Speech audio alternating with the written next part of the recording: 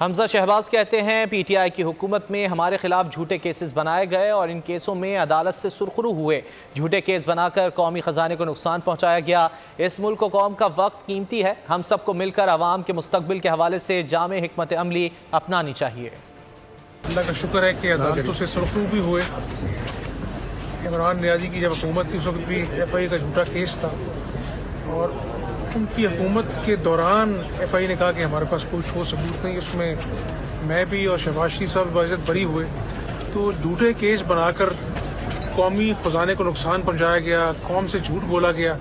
تو اس ملک کا وقت قیمتی ہے, اس عوام کا وقت قیمتی ہے. ہم سب کو مل کر لوگوں کے مستقبل کے حوالے سے اور معیشت کے حوالے سے ایک جامع حکمت عملی بنانی چاہیے. میں پولیٹیکل ورکر ہوں اور میری امید بھی ہے اور میری دعا بھی ہے کہ الیکشن وقت ہوں گے.